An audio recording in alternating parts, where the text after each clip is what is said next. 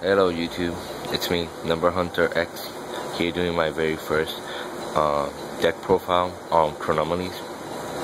So yeah, let's get started. First up, we got the monster lineup. We got 3 Chronomaly Golden Jets. Yeah. For those of you who don't know what his effect is, it's once per turn you can raise all the Chronomaly monsters you control by 1. So it's like you activate the effect, he becomes level 5 and stuff like that. It's really awesome.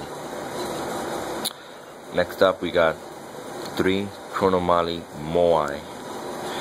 I've heard some of you people say Maui, but it's actually Moai. Look, Moai. Okay. His effect is if you control a face-up Chronomaly monster, you can special summon this card in defense mode. Defense position. So yeah, it's really awesome. Next up, we got the main searcher for the Chronomaly monsters in your deck. We got 3 Chronomaly Crystal Skulls.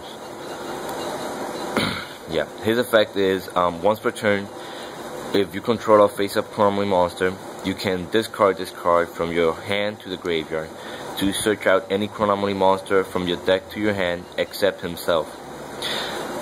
His effect can only be activated once per turn, so yeah, try to make it count, guys.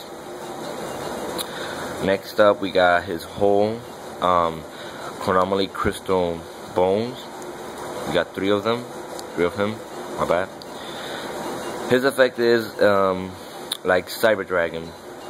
If you control a monster but your opponent controls a monster, you can special summon him. But if you special summon him by his effect, that way you can special summon a Chronomaly monster from your hand or graveyard, except himself. Yeah, it's really awesome for a quick rank 3 exceeds, or a quick like, let me bring out a monster to sacrifice and stuff like that. It's really awesome. Well, that's the end of the Chronomaly monster lineup. Next we got 2 Cyber Dragons.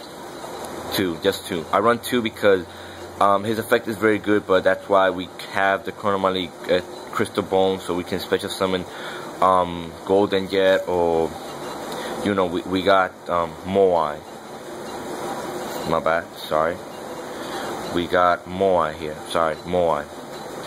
So I only run 2 because his effect is great, but it all depends how you see it. Because if you have a monster, his effect is automatically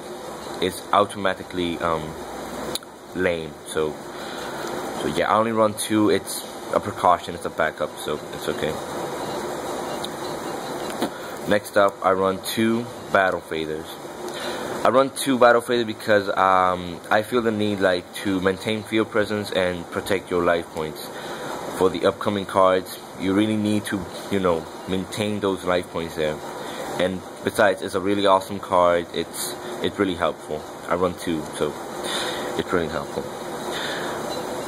For the time being, I'm running just 1 Gen X Allied Birdman. I'm thinking about putting the second on, because Gen X Allied Birdman in this particular deck opens up a whole new world of possibilities. It's really awesome. It's consistent, and the good thing is he's a tuner, level 3. He can easily come to level 8 synchro with Chronomaly Golden Jet.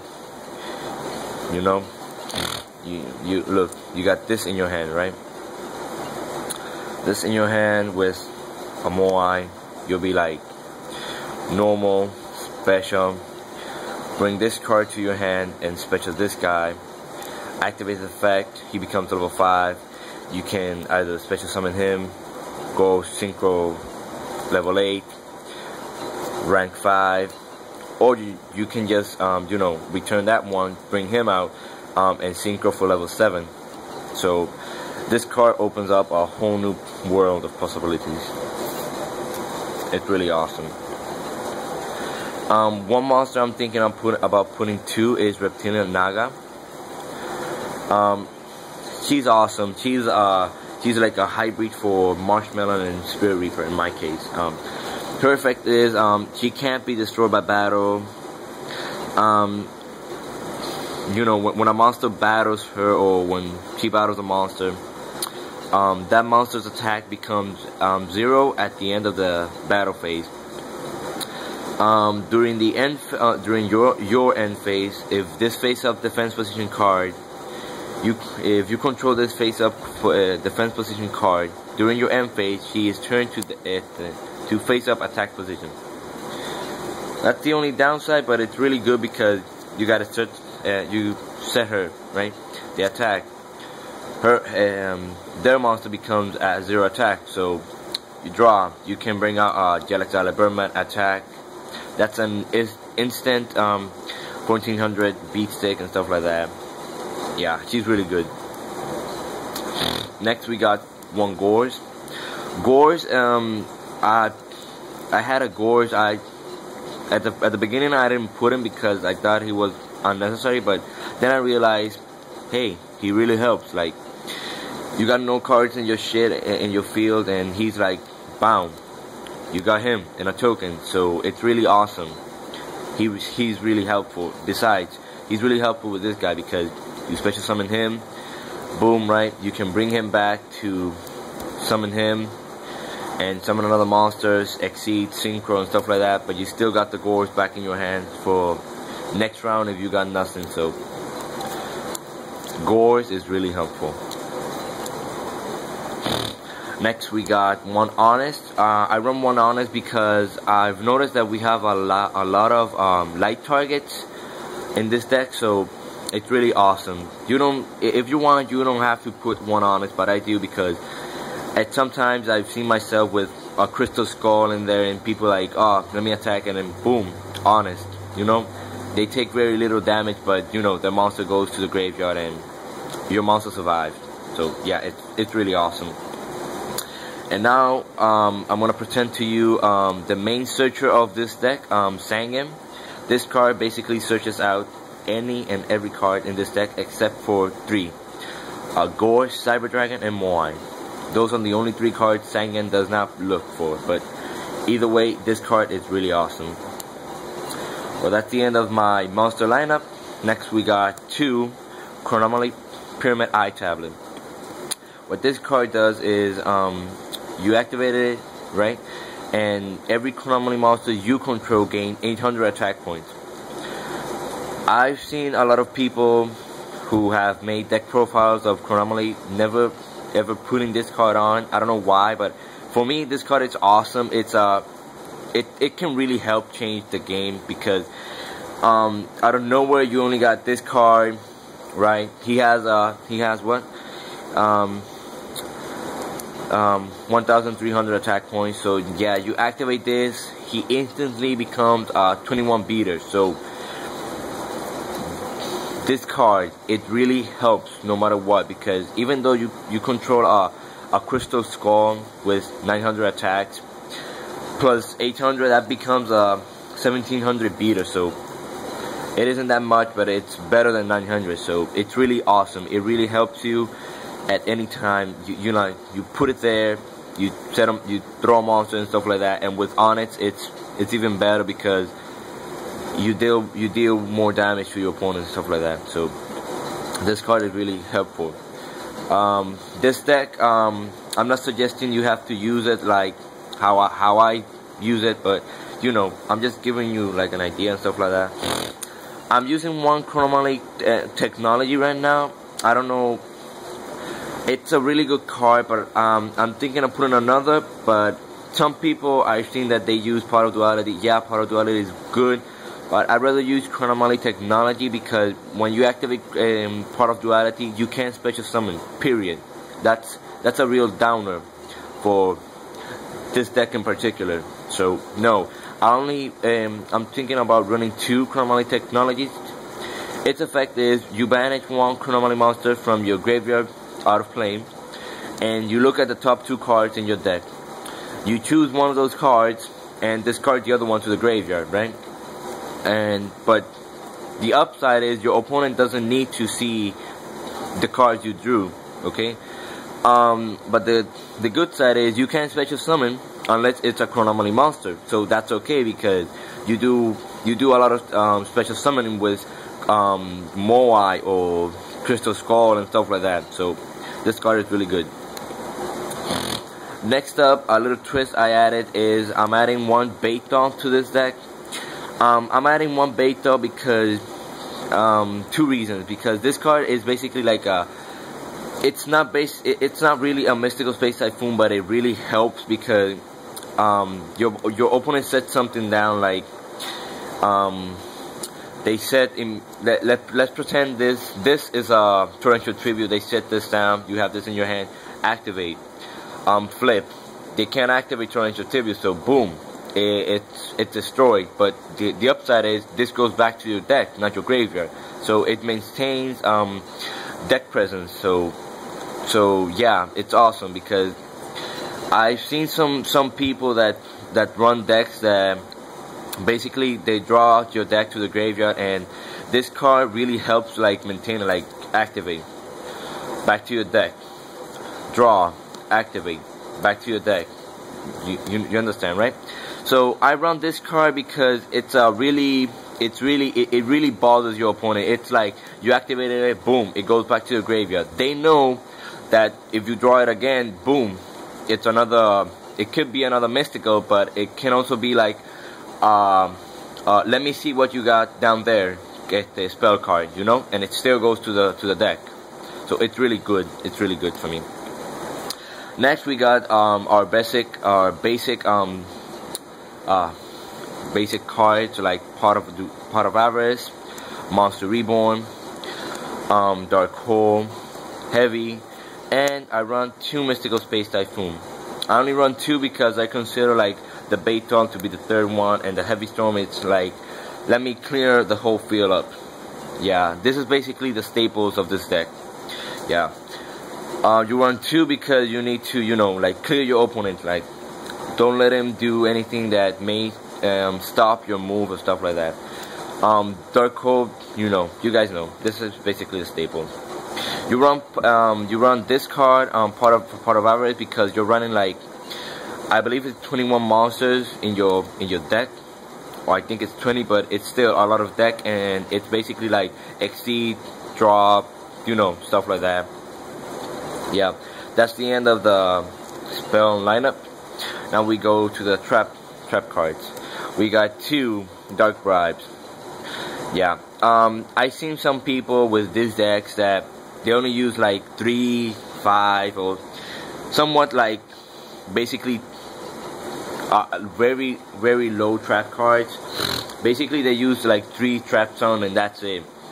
I was thinking that was a good idea, but then I realized Trap Zone is good, but if you can activate it, because if you set Trap Zone, right, you set it, you end your turn, and then they activate Mystical Space Typhoon, so boom, there goes Trap Zone, and says you only have 3.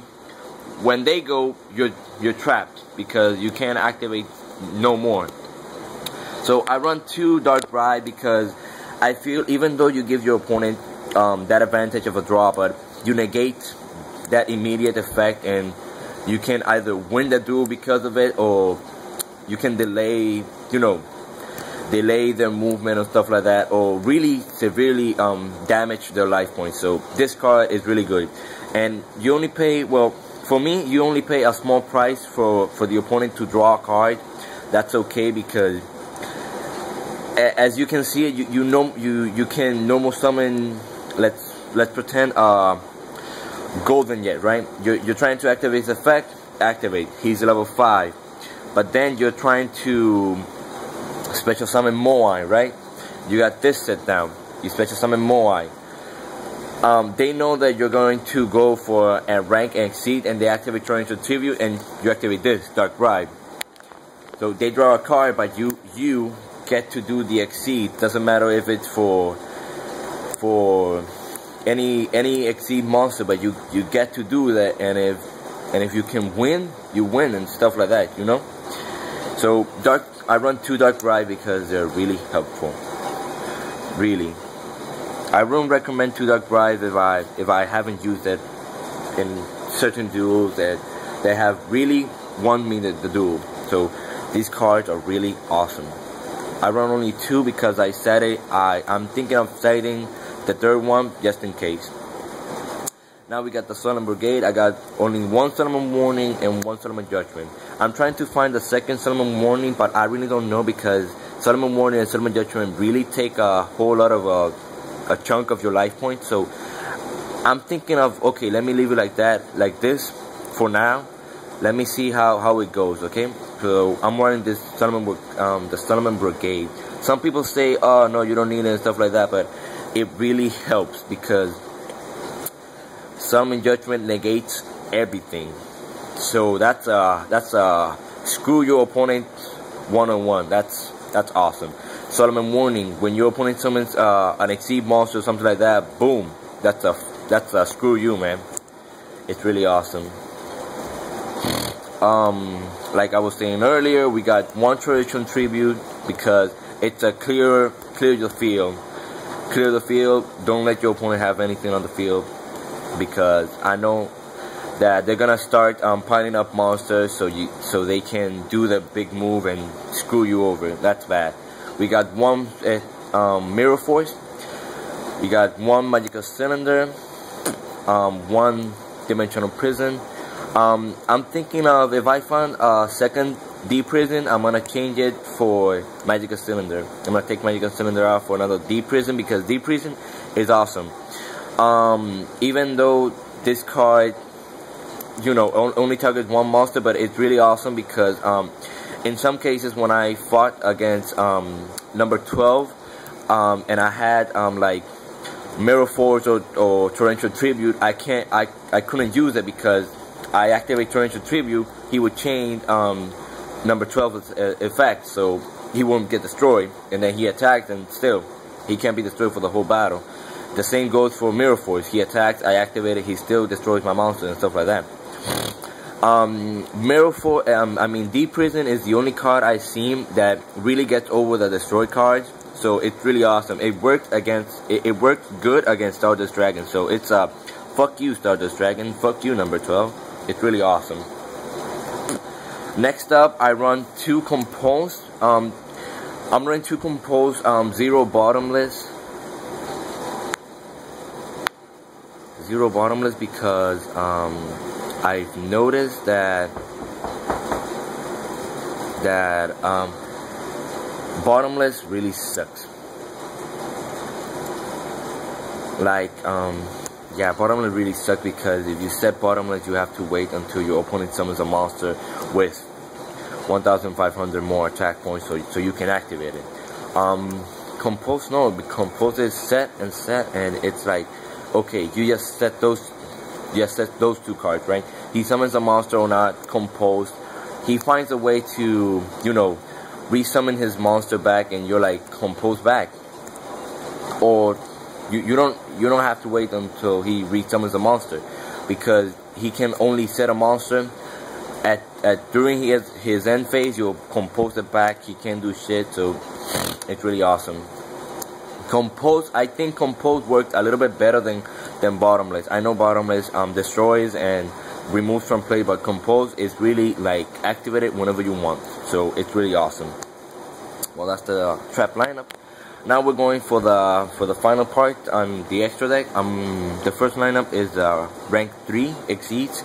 I'm running one Tempo, one Wind-Up Zen Maze, one Acid Golem, and one Chronomaly Chrononaut. Yeah. For those of you who don't know what his effect is when this card is targeted for an attack, you can detach one material. This card cannot be destroyed by battle or by card effect. Oh, and if this card is face up in attack position and your opponent attacks, you activate its effect, right? Any damage you would have taken by that battle damage, your opponent takes it instead. That's why this card is awesome.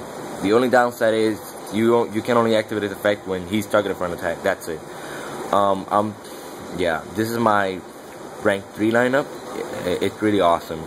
I really play with it, and it's really awesome. My rank 4 lineup, I'm running one Mainstroke and one Utopia. I don't know why I'm running level 4. I'm running it because, well, I really don't know why I'm running, because I've rarely used it, but I keep them around because when I really need them, I got them, you know. Main stroke, his effect is really awesome. Utopia, you know their effect. It's really awesome. That's for the rank 4 lineup. Now we're going for rank 5. I got 1 Machu Mech, 1 Audrius.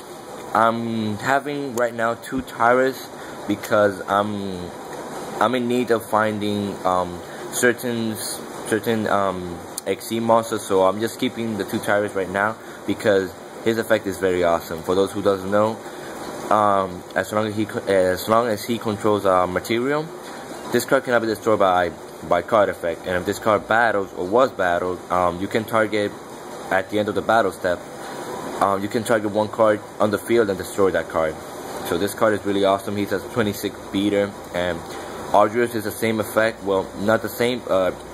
He can be destroyed by card effect, but the only good side is he can destroy face-up card you control. Your opponent controls. Sorry, it's really awesome. Next up, we got the Synchro. We got Ancient Fairy Dragon. I'm running Ancient Fairy Dragon because of his effect. He has 3000 defense, which is very good. You special summon him, activate his effect. You can special summon a monster, so it's really good. Even though you can't battle, but it's really good because you can use him as a temporary defense. Next, you got Dot Ruler Archfiend. I'm running Dot Ruler Archfiend because of the Silent Brigade. You know, they take a lot of life points and stuff like that. But thanks to him, you can regain most of those life points, or even more than what you gave. Thanks to him, and I like his effect because cards that tries to target him, you can pay just 1,000 and negate it, but still you're gonna get life points from your opponent's monster. So yeah, and that's why I run the 2 battle phase, because you want to keep those life points high. Next, I run 1 Black Rose Dragon because Black Rose Dragon is awesome to clear the field and like screw your opponent over. Like boom, I got nothing, I blow up everything you have, and that's it. I run 1 Stardust Dragon because thanks to Galaxy Ally Birdman, I can bring him out easily, and because if I have him, I have cards to protect him, and if they want to destroy something, I can just negate it and wait for them to do the next move. And yeah, for my final, the extra deck, I'm running Chimera Tech Fortress Dragon. I'm running only 1 Chimera Tech Fortress Dragon because since I'm running 2 Cyber Dragons, I don't see the real need of running 2 since I can only bring 1 and he gains a lot of attacks, so I'm cool with that. Since a few cards in your deck are basically machines and stuff like that, so yeah. And this card, it comes good with against any type of deck, but yeah, it's awesome. It's really awesome. So yeah, that's it, guys. I'm sorry if my explanations were not good and stuff like that. This is my first time, so please leave a comment, support, thumbs up, like if you want. Any comments? What should I do? What could have, what can I do better? What should I have done better? And yeah, and stuff like that. Sorry for the low quality. This is my first time. Yeah, and I hope you guys like it. So thank you. Bye.